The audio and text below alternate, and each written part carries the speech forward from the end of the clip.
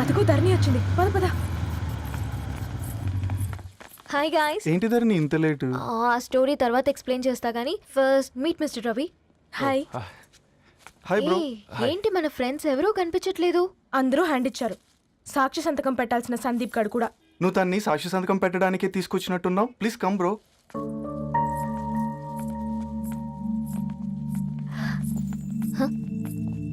It's okay, come. తొందరగా రండి అమ్మా, అసలే షుగర్ పేషెంట్ని, లంచ్కి లేట్ అవుతుంది. సారీ అండి. దండలు మార్చుకోండి అమ్మా.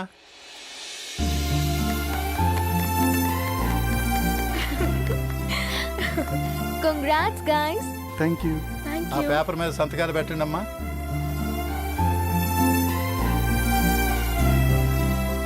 చెయ్యి రవి.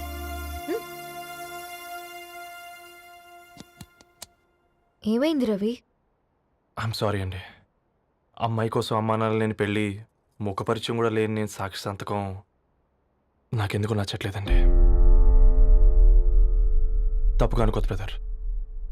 పెళ్ళంటే ఇలా దండలు సంతకాలు కాదు, కుటుంబాలు, జ్ఞాపకాలు. అవి గుర్తుపెట్టుకునేలా ఉండాలి కానీ మర్చిపోయేలా కాదు. మాకు అలాగే ఉంది, కానీ ఇంట్లో ఒప్పుకోకపోతే ఏం చేస్తాం?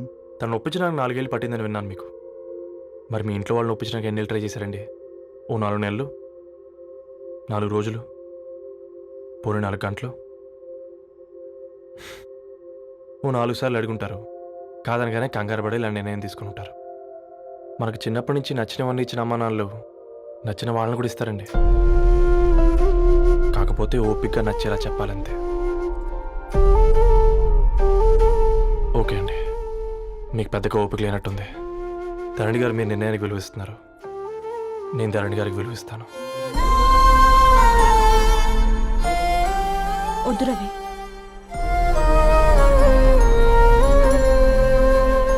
మా నిర్ణయానికంటే నీ మాటలకు విలువివ్వాలనిపిస్తుంది. అవును బ్రో, మా పెళ్ళి మా వాళ్ళ మధ్య జరుగుతుంది. నా సర్వీసులో ఎంతోమంది కుర్రాళ్ళని చూశాను, కానీ నీలా సంస్కారం ఉన్న కుర్రాడిని మాత్రం చూడలేదయ్యా.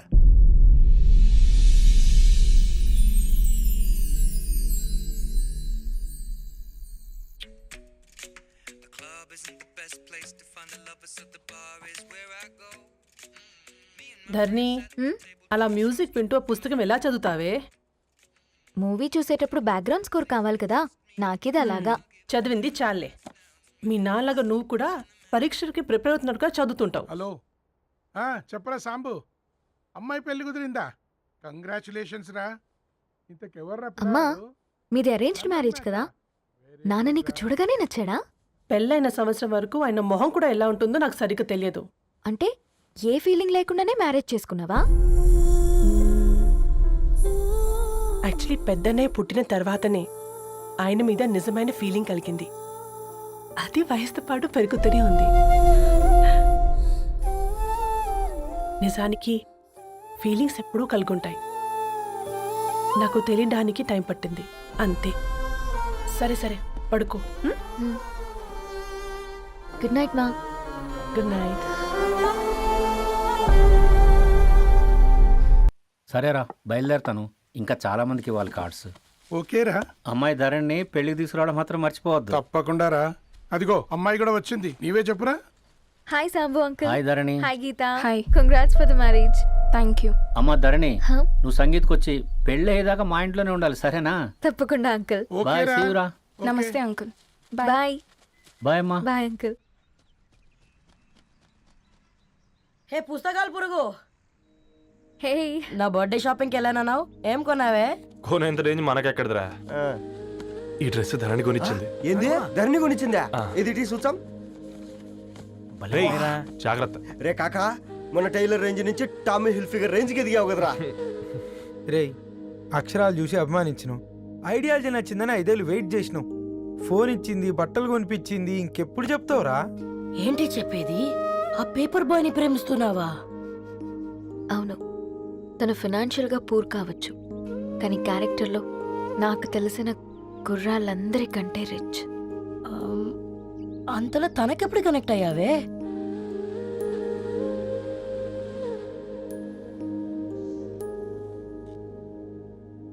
ఐడియాలజీకి దగ్గరగా ఉంది. అంకుల్, చెప్పమ్మా. ఇది న్యూ బుక్ కదా, అప్పుడే ఎవరు తీసుకెళ్లారు? ఓ అదే అమ్మా, పేపర్ బాయ్ రవి తీసుకెళ్ళాడు. Paper boy రవియా?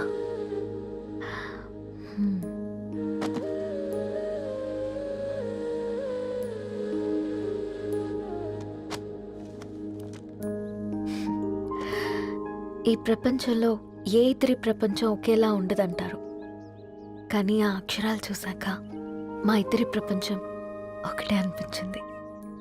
ఆ తర్వాత ఒకరోజు ప్రయాణంలో తన విలువేంటో, తనకున్న విలువలేంటో తెలుసుకున్నాను. అందుకే తనతో నా లైఫ్ షేర్ చేసుకోవాలని ఫిక్స్ అయ్యాను. అవునా? మరి ఇంతకీ ఈ విషయం అతనికి ఎప్పుడు చెప్తున్నావే? ఎల్లుండి తన ఫ్రెండ్ పూర్ణ బర్త్డే ఉందిరా. ఆ పార్టీలోనే చెప్దాం అనుకుంటున్నాను.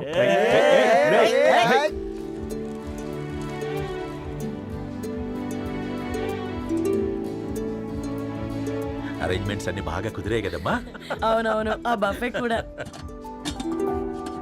రే, ఆ ఫుడ్ ఇన్స్పెక్టర్ గాడు మన రెస్టారెంట్ల మీద పడి తగేడిపించాడ్రా. రెవెన్యూ తీర్చుకోవడానికి ఇదే కరెక్ట్ టైం.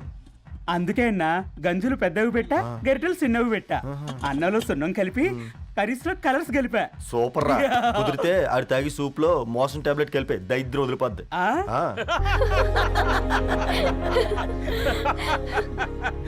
బంగారం, కేక్ కట్ చేద్దామా? 2 minutes డాడీ, ఒక ఇంపార్టెంట్ ఫ్రెండ్ రావాలి. ఎవరు? ఎక్కడే?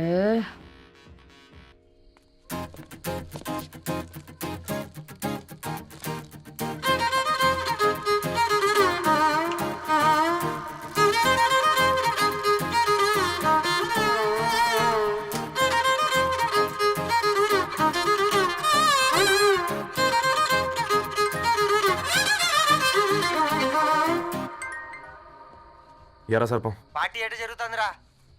ఓర్ని మా నెలల్లో పెళ్ళిళ్ళు కూడా ఇలా జరగవు కదరా. అవునా? ఇంతకీ ధరణికి చెప్పినావరా? చెప్పాలంటే కొంచెం టెన్షన్గా ఉందిరా. తోడుగా మీరు వచ్చుంటే బాగుండేది. బండది పిలవకుండా మేమేటొచ్చా అమ్మాయి? ముందెళ్ళి ధైర్యంగా చెప్పుపో. సరే పెట్టే.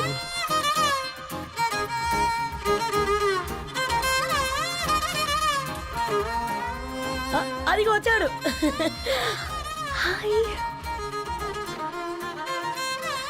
రా. వీడా? నువ్వు ఇంపార్టెంట్ గెస్ట్ అంటే నేను ఎక్కడో ప్రెసిడెంట్ రేంజ్ లో ఊహించుకున్నాను. మన పేపర్ బాయ్ గడా చేయలేనమ్మా బడవా. Come. Thanks for Happy birthday coming. అండి.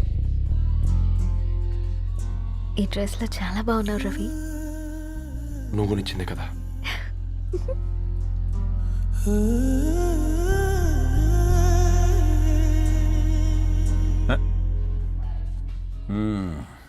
ఫ్రెండ్స్, పిల్లకాయలందరూ కాక్టైల్ కోసం వెయిటింగ్ అని నాకు తెలుసు. కానీ మీరు మాకు దొరికేదే ఇలాంటి బర్త్డే పార్టీలకు. అందుకని 4 ముక్కలు మాట్లాడుకుందాం. ఈ ఏజ్లో అట్రాక్షన్స్ ఎక్కువ, ప్రేమలు ఎక్కువే. ఒక ఫుడ్ ఇన్స్పెక్టర్గా నేను మీ అందరికీ చెప్పేది ఒక్కటే: ఫుడ్లోనైనా ప్రేమలోనైనా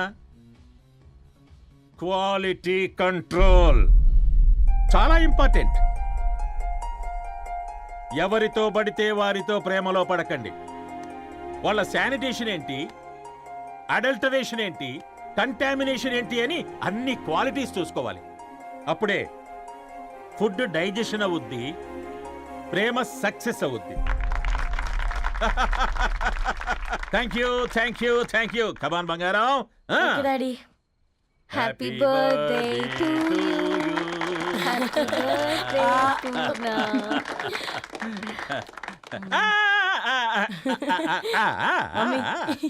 హ్యాపీ బర్త్డే పూర్ణ. ఏంటే పూర్ణ, లవ్ లో పడ్డావా? మీ డాడీ ఏంటి ప్రేమ క్లాసులు తీసుకుంటున్నాడు? మనకు అసలు ఫుడ్ గురించి తప్ప ప్రేమ గురించి తెలియదే. ఆరవ్, అసలు ప్రేమ అంటే ఏంటి? ప్రే అంటే ప్రేమించడం, మా అంటే మార్చేయడం. అది నీలాంటి వాడికి రా. రవి, నువ్వు చెప్పు. ప్రేమ అంటే ఆక్సిజన్ లాంటిది. అది కనిపించదు కానీ బ్రతికేస్తుంది. ఇంతకీ తనని మాకు ఇంట్రొడ్యూస్ చేయలేదు. He's Ravi, my boy friend. Hi, this is Ishani. Hi hi, I Maarav. Hello అండి. Hi brother. అయితే ఇప్పుడు నీ బాయ్ ఫ్రెండ్ నే క్వాలిటీ కంట్రోల్ టెస్ట్ చేద్దాం. ఏం చేస్తున్నారు? He's a software engineer. Oh nice. What's your CTC bro? 12 per annum. అవును, ఇంతకీ ఏ కంపెనీ? IBM. Wow, congrats Dharani, you are very lucky. అది ఓకే, ప్లస్ 1 minute.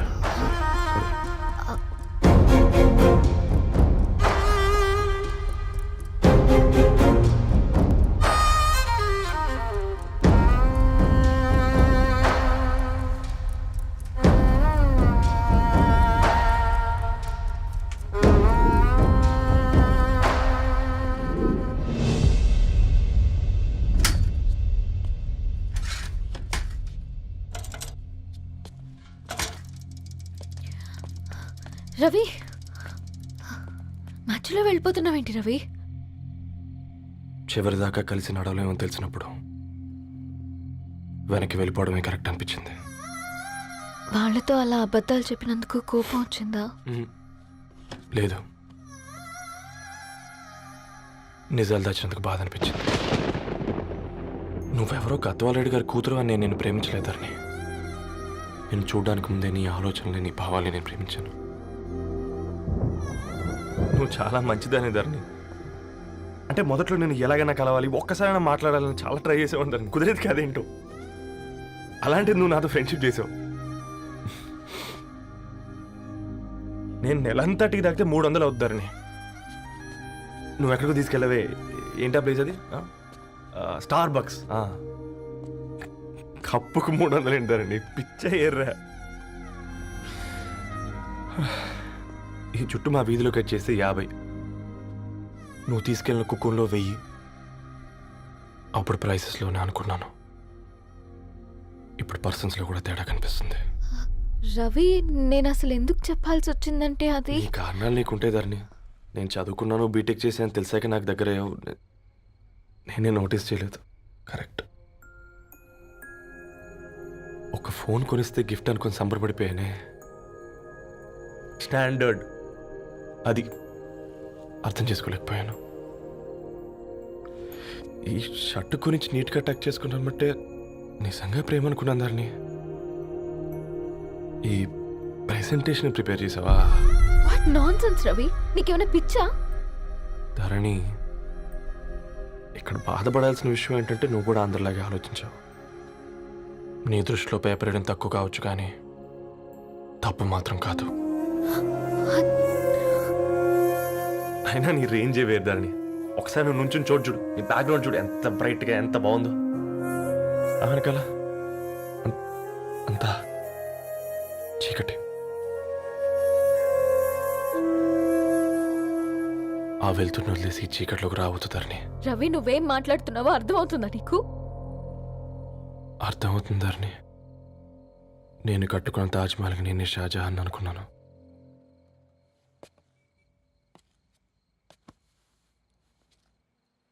కూలీనేనా?